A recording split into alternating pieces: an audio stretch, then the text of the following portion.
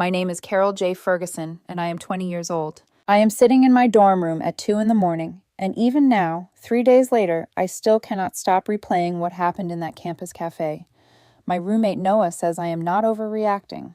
My sister Riley says something inside me is trying to protect me. But my boyfriend Brandon keeps insisting it was just a joke, and I think the worst part is that before all this, I might have believed him. I am a business major at State University on a partial academic scholarship. I work part-time at the campus library because scholarships cover the important things, but not all the quiet, humiliating little costs of existing. Textbooks, groceries, shampoo, winter boots when yours finally split open at the sole. Brandon is 19, a communications major from a wealthy family. The kind of family that sends care packages with imported snacks and gift cards that could cover my rent for a month. We had been together for 8 months, and until 3 days ago, I thought it was good. Maybe not perfect, but good. He was outgoing, where I was reserved, always surrounded by people, always laughing, always planning something fun or spontaneous. I was quieter, more structured, more likely to spend Friday night reorganizing class notes than going to some themed party at an off-campus apartment. I told myself we balanced each other out. Brandon was deeply into social media, not casually, not in the normal college student way. He had TikTok, Instagram, YouTube, all of it, and he talked constantly about wanting to become an influencer.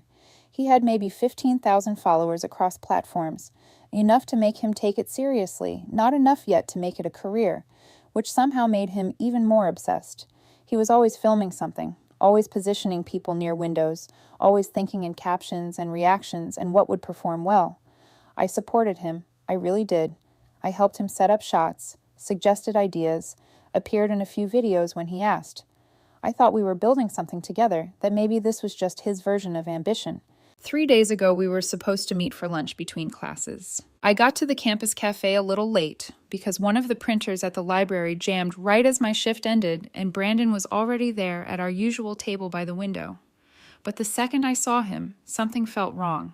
He was sitting with his arms crossed, face completely serious, no smile, no little wave, none of the performative brightness he usually carried around like a second jacket. I sat down slowly. "Hey, everything okay?" He looked at me for a long moment, and his eyes were cold in a way I had never seen before. "Carol, we need to talk." My stomach dropped so fast it actually made me dizzy. Everyone knows what those words mean, or at least everyone thinks they do. "Okay," I said. "What's up?" He took a breath, and I swear there were tears in his eyes. Real tears, or good fake ones. At that point, I could not tell the difference. "I don't think this is working anymore," he said quietly. "I think we should break up." The world tilted. There is no dramatic way to explain it. It felt like somebody had reached inside my chest and twisted something vital. One second I was sitting down for grilled cheese and fries between classes, and the next I was trying to understand why the person I had kissed goodbye that morning was looking at me like I had become a problem he was finally ready to solve. "What?" I heard myself say. "Where is this coming from? Did I do something wrong?" He shook his head and a tear rolled down his cheek. "It's not you. I don't feel the same way anymore. I think we want different things. You're focused on school and work, and I need someone who can keep up with my lifestyle." That word hit harder than I expected. Lifestyle. It said everything without saying it directly. That I was too broke, too serious, too practical, too limited. That my scholarship life and library shifts and careful budgeting made me somehow smaller than what he needed.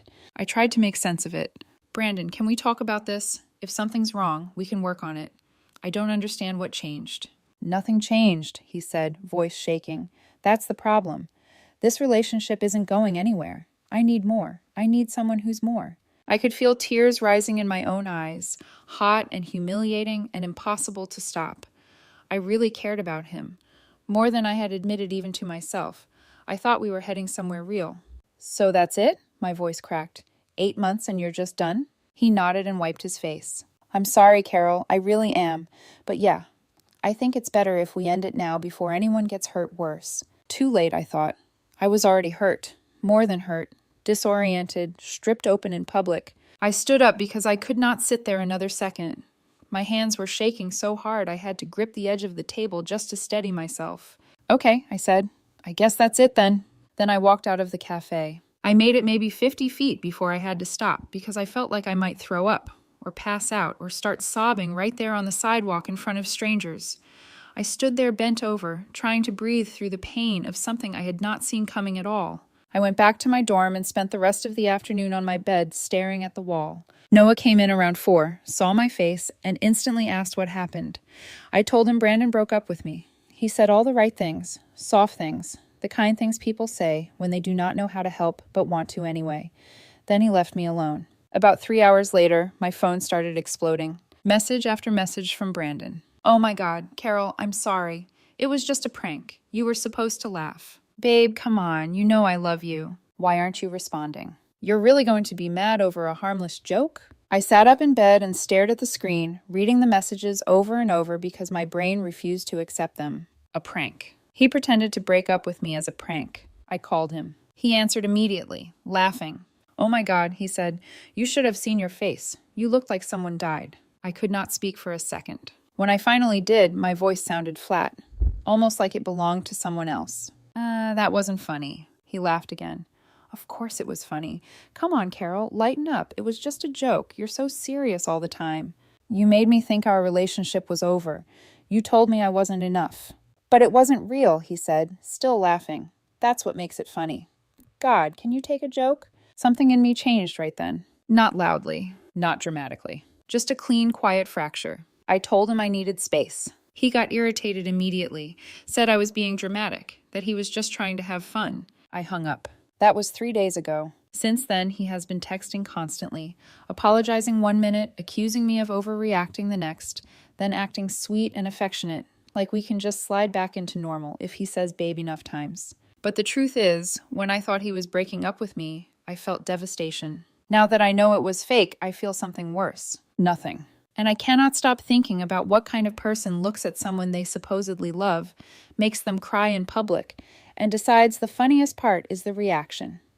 Yesterday, I was in the library trying to study, or at least pretending to, because my eyes had been on the same page of my economics notes for 10 minutes without absorbing a single word, when my phone buzzed with a message from a girl named Emma in my Psychology 201 class. We were not close, just friendly, in that college way, where you share notes sometimes and smile when you pass each other outside class. Her message said, "Hey, I'm really sorry about what happened. Are you okay?" That was enough to make my stomach tighten immediately. I had no idea what she meant. I wrote back asking, "What happened?" She sent me a TikTok link. The second I opened it, I felt like the floor dropped out from under me. It was Brandon's account. The video had been posted 2 days ago, the same day he broke up with me in the cafe.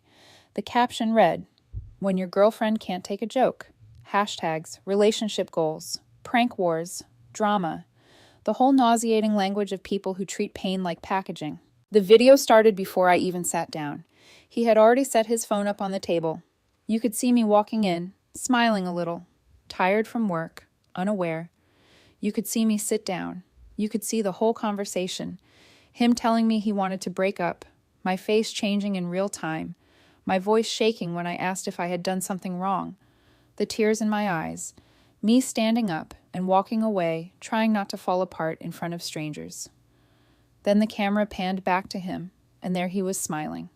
Not awkwardly, not nervously, genuinely smiling. He looked straight into the camera and winked before the video cut off. It had 50,000 views. 50,000 people had watched what I thought was one of the worst moments of my life. The comments were split, but not enough to make it better. Some people thought it was funny. Some said I needed to lighten up. Some called him cruel. Some said they would never trust someone again if they pulled something like that. He had replied to a few of them, defending himself, saying it was harmless, saying I got over it, saying people were too sensitive these days. Except I had not gotten over it. And now I understood why. Because it was not a stupid, impulsive joke that went too far. It was planned. He had set up the camera before I arrived. He had decided ahead of time to make me feel abandoned, unwanted, not enough, and then turn that moment into content. I got up so fast my chair scraped the floor hard enough that 2 people nearby looked over. I barely made it to the bathroom before I threw up. When I got back to my dorm, Noah took one look at my face and knew something had happened. I showed him the video without saying a word. He watched the whole thing in silence, and with every second, his expression got darker. When it ended, he looked at me and said, "Carol, this is abuse." I almost argued with him out of reflex. I heard myself say, "It was just a prank," but the words felt thin and stupid the second they left my mouth. Noah pulled out his laptop and started showing me articles. Emotional manipulation, public humiliation, using intimate reactions for entertainment without consent. Gaslighting someone into believing their completely normal emotional response is ridiculous. He pointed at line after line and kept saying the same thing in different ways. This is textbook. This is not a joke. He deliberately hurt you, filmed it, posted it, and now he's trying to make you feel crazy for being affected. I called my sister Riley after that. She finished her psychology master's program last year and works as a counselor at a high school, which means she usually knows how to sound gentle even when she's saying hard things. I told her everything. The fake breakup, the video, the fact that he posted it, the way he kept insisting I was overreacting. There was a long silence on the phone. Then she said very carefully, "Carol, I need you to listen to me. What he did is emotional abuse. The filming and posting without your consent is potentially harassment. I need you to go to the University Counseling Center tomorrow." I had never heard her sound that serious. "And Carol," she added, "you need to end this. Not just because of the prank, because of what the prank reveals about who he is. People who love you do not treat your pain like entertainment." After we hung up, I sat on my bed and stared at the wall for a while, but this time it felt different. Not stunned, not heartbroken. More like something ugly was finally coming into focus. Then I did something I should have done a long time ago. I went through Brandon's account properly. And that was when my skin actually went cold. There were other videos, not as dramatic as the breakup prank, but all built on the same rotten foundation. One where he forgot my birthday and filmed me trying not to look hurt before revealing he had actually planned dinner later. One where he told me my favorite sweater looked bad on me and captured the exact moment I got self-conscious before announcing he was kidding. One where he pretended to lose my grandmother's ring, the one I had shown him just 2 months after she died, and filmed me panicking before laughing and pulling it out of his pocket. Every single one had thousands of views. Every single one had comments about how funny my reactions were, how dramatic I was, how sensitive, how his girlfriend could not take a joke. I had always known Brandon loved content. I had always known he liked filming. What I had not understood until that moment was that I was not his girlfriend in those videos. I was the material, my grief, my embarrassment, my vulnerability, my pain. All of it had been edited, framed, and uploaded like it belonged to him. I called him. He answered on the first ring, voice bright. "Hey babe, did you finally watch it? It's doing so well." "Take it down." My voice sounded so cold I almost did not recognize it. A pause. Then, "What?" "Take down the video of me, right now. I did not consent to being filmed. I did not consent to being posted online. Take it down." He exhaled like I was exhausting him. "Oh my God, Carol, you are being so dramatic. It's just TikTok. Everyone pranks their girlfriends." "I'm not everyone's girlfriend," I said. "I'm yours, or I was, and you used my real pain for views." "It wasn't real pain," he snapped. "It was a joke."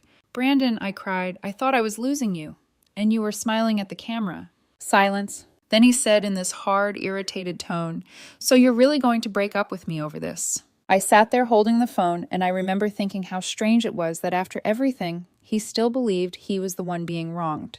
"After everything I've done for you," he kept going, "all the stuff we built together, all the content I included you in, this is what makes you walk away." I almost laughed. "Included me in," I repeated.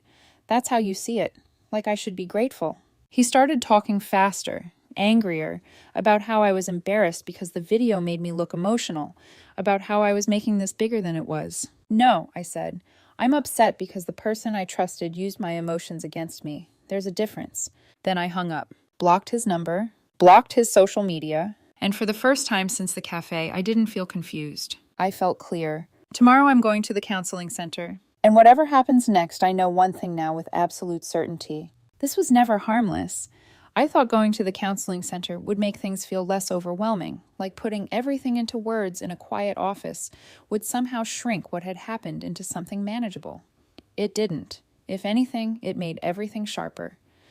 Dr. Chase watched the video all the way through without interrupting, her expression steady but tight in a way that told me she was holding back a reaction until I was ready to hear it. When it ended, she didn't ask me how I felt. She said, "Carol, this is one of the clearest examples of deliberate emotional manipulation I've seen in a long time. Hearing it phrased like that made something inside me shift again, not because it was new information, but because it gave language to something I had been trying to minimize. She explained it slowly, carefully, like she knew my instinct would be to defend him. That what he did wasn't just a bad joke, it was calculated. That setting up a camera, staging an emotional scenario, and capturing my reaction without consent was exploitation. That the way he dismissed my reaction and told me I was overreacting was a form of gaslighting. That the reason I felt confused and guilty was not because I had done something wrong, but because that's what manipulation is designed to do. I sat there listening, feeling pieces of the last 8 months rearranging themselves into something I could finally see clearly. "It wasn't just the breakup video, was it?" she said gently. I shook my head. "There were others," I admitted. "Smaller things. I didn't think they were a big deal at the time," she nodded. That's how patterns like this work. They start small, so you normalize them. When I left her office, I felt steadier, but also more aware of how deep this actually went. I thought that was the hardest part. I was wrong. That afternoon, while I was sitting in the student union trying to reread the same paragraph for the 5th time, someone sat down across from me. I looked up and saw Cassidy, Brandon's best friend, his roommate, the person who had been there for most of our relationship, always around, always observing, always quiet. She looked nervous. "Hey," she said, "can we talk?" I braced myself, expecting her to defend him, to tell me I was overreacting, to try to smooth things over the way people always do when they don't want to pick a side. "If you're here to tell me to forgive him, I'm not," I said. She shook her head quickly. "I'm not here for that. I'm here to show you something, but you have to promise you won't tell him it came from me." My stomach tightened. "Show me what?" She pulled out her phone and opened a folder. "Brandon has been documenting you since the beginning," she said quietly. "Not just the TikTok stuff, everything." I didn't understand what she meant until she turned the screen toward me. Video after video. Clips I had never seen. Moments I thought were private. Me talking about my family's financial struggles late at night in his room, voice soft, trusting. Me opening up about my parents' divorce, something I had only told him because I thought he was safe. Me crying after I failed an exam I had studied weeks for. Me pacing during a panic attack before a presentation, trying to breathe while he told me it would be okay. All of it recorded. All of it saved. In a folder labeled Carol Content. I felt like the air had been pulled out of the room. "Why are you showing me this?" I asked, my voice barely steady. Cassidy looked down at her hands. "Because I can't pretend this is normal anymore. I've been watching him do this for months. I told myself it wasn't my place, that it was your relationship, but after the breakup video, after I saw how he laughed about it, I can't be part of it." She kept scrolling. There were screenshots of text conversations between him and his mom where he complained about me being too serious, but also said I was useful because I gave him real reactions for content. Messages between him and other influencers discussing how to create authentic emotional moments with partners. And then she showed me something that made my hands go cold. A spreadsheet. Columns and rows. Dates. Video ideas. My reactions categorized. Upset, confused, crying, anxious. Next to each one, numbers. Views. Likes. Comments. Engagement. He had been tracking which versions of my pain performed best. I stared at it, my mind trying to reject what I was seeing because it didn't make sense for something that personal to be that calculated. "This is not real," I said quietly. "It is," Cassidy replied. "And there's more." She hesitated for a second before continuing. "He told me his next idea. He was planning a pregnancy scare prank. Hidden cameras in your dorm. He was going to tell you he thought you might be pregnant and film your reaction." I felt sick. Not the sharp nausea from before. Something deeper. "He said it would go viral," she added. I looked at her. "That's not a prank," I said. "I know," she said. "That's why I'm here." There was a long silence between us. Then she said, "I have copies of everything. The videos, the texts, the spreadsheet. If you want to report him, I'll back you up. I'll testify." That word landed heavier than anything else she had said. Testify. This wasn't just about breaking up anymore. This was about what he had been doing. Systematically. Intentionally. Over time. After she left, I sat there for a long time without moving. Everything that had felt confusing before was suddenly simple. Not easy, but clear. I went straight back to the counseling center and asked to see Dr. Chase again. I showed her everything. She didn't react immediately. She watched, read, scrolled, taking it in piece by piece. Then she looked at me and said, Carol, this is not just manipulation. This is systematic exploitation. The word hit differently this time. Systematic. Planned. Repeated. You were never his partner, she said. You were his content source. I felt something in me finally settle. Not relief. Not yet. But the end of doubt. She told me I needed to file a formal complaint with the university. That filming someone without consent in vulnerable situations and distributing that content could fall under harassment. That the pattern of behavior, especially with the documentation, made it serious enough that the school would have to act. I filed the complaint the next day. Submitted everything. The videos, the screenshots, the spreadsheet, my statement. Cassidy agreed to testify. I walked out of the office after submitting it and stood there on the steps for a moment, looking out across campus, feeling like something irreversible had just been set in motion. He still didn't know. He thought I was just upset, that I would calm down, that I would come back. He had no idea what was coming. The university moved faster than I expected. I thought it would take weeks just to be acknowledged, maybe longer, before anything real happened. But within 24 hours, I got an email from the Dean of Students' office requesting a formal meeting. They had reviewed the initial evidence and were opening an investigation under multiple sections of the Student Conduct Code. Harassment, non-consensual recording, creating a hostile environment. Seeing those words attached to something I had been living inside for months felt surreal, like my private confusion had been translated into something official and undeniable. Brandon still had no idea. He kept trying to reach me through mutual friends, through new social media accounts, even showed up at my dorm once while I was in class. Noah told him I wasn't there and didn't tell me until later because he knew I would feel pressured to deal with it. Brandon thought this was just a relationship argument that had gotten out of hand. He thought if he pushed hard enough, I would eventually come back and smooth everything over the way I always had. He did not understand that this time there was nothing left to smooth. The hearing was scheduled 2 weeks later. Those 2 weeks felt like holding my breath underwater, waiting for something to break the surface. I had to prepare statements, organize evidence, go over everything with Dr. Chase, who helped me separate what I felt from what I needed to present. She reminded me constantly that this was not about proving how hurt I was. It was about showing a pattern, intent, impact. Cassidy met with the investigators as well. She told them everything. When she first noticed the recordings, the jokes Brandon made about getting content, the way he talked about my reactions like they were assets instead of emotions. I could see the shift in the investigators' faces when they realized this was not a one-time mistake. This was behavior. The day of the hearing, I was more calm than I expected. Not because I wasn't nervous, because I was certain. Brandon sat across the room from me, and for the first time since everything started, he looked unsettled. Not guilty, not yet, but confused, like he was trying to understand why this had escalated beyond his control. When our eyes met briefly, I didn't feel anger, I didn't feel anything. And I think that unsettled him more than anything else. I testified first. I told him about the cafe, the breakup, the video, the way he reacted when I told him it wasn't funny. Then I showed them the other clips, the birthday prank, the sweater comment, the ring. I explained how each one felt at the time, how I had dismissed it, minimized it, told myself it was harmless. Then I showed them the folder, the private videos, the messages, the spreadsheet. That was when the room changed. Up until that point, Brandon had been sitting back, trying to look composed, occasionally shaking his head like I was exaggerating.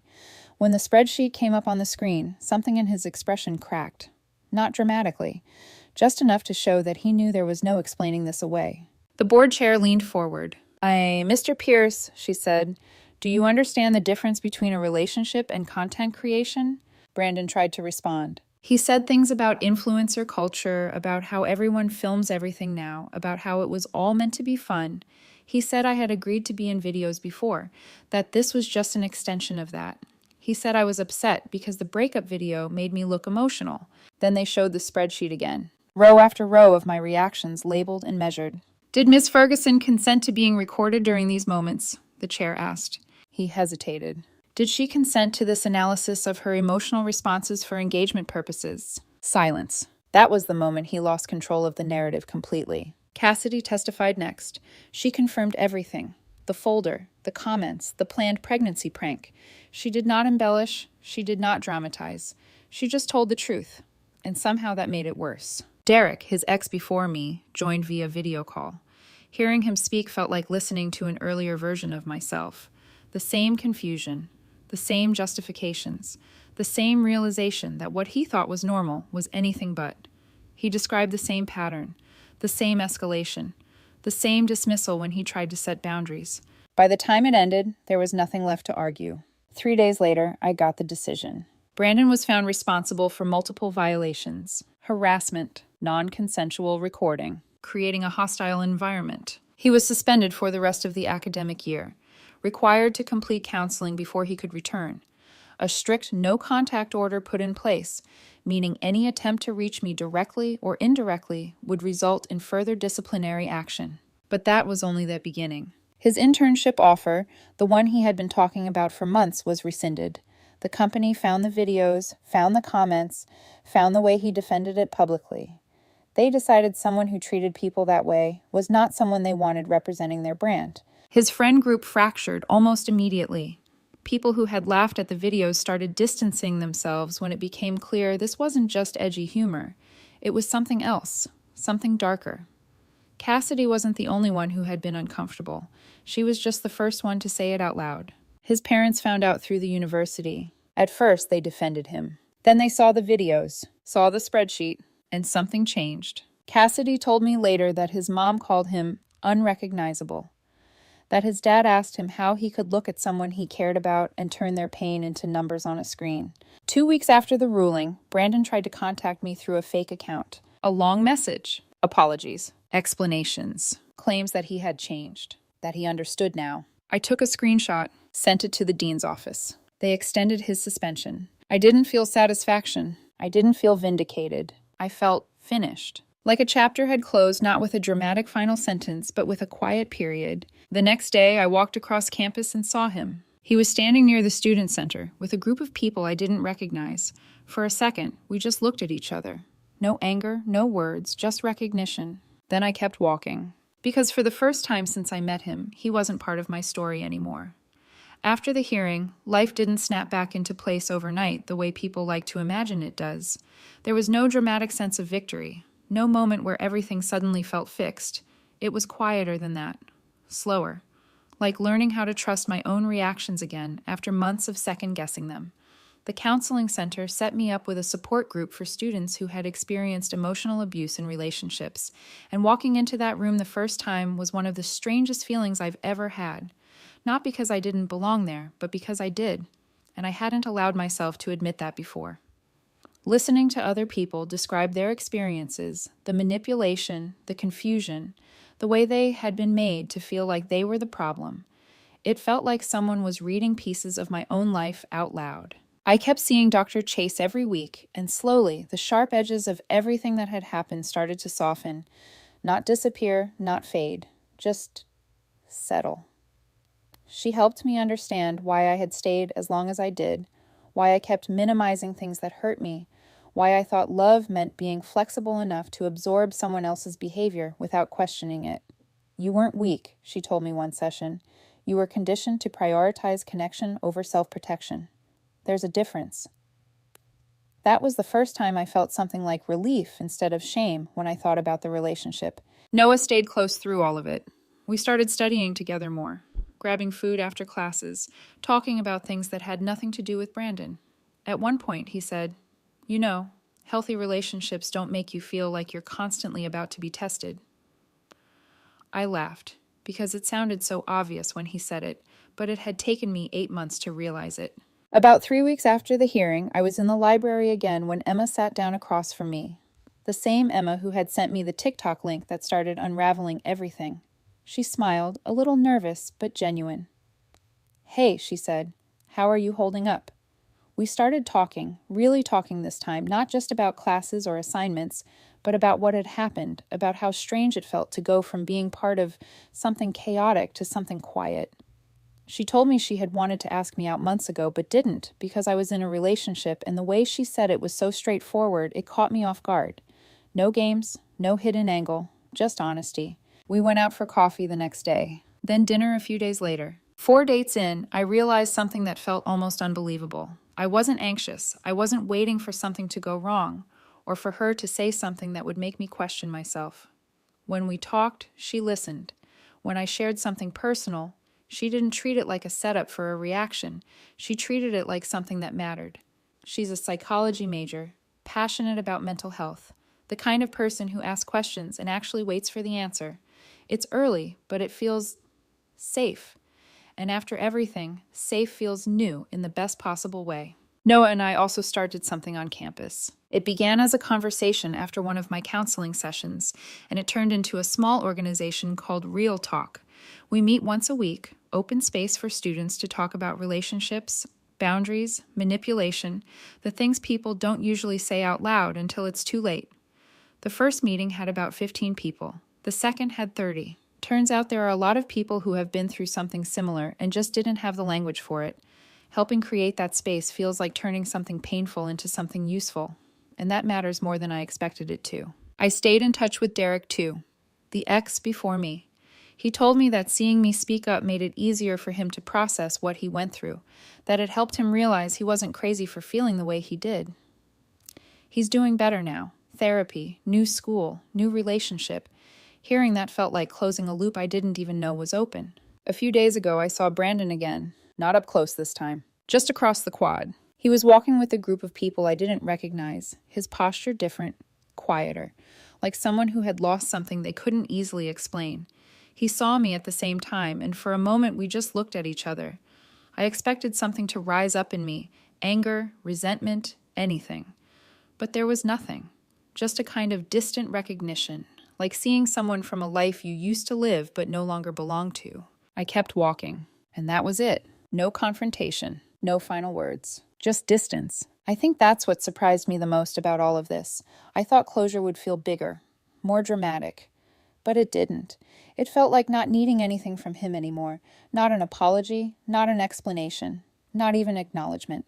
I'm not angry. I'm not sad. I'm just okay. And for the first time in a long time, that feels like more than enough.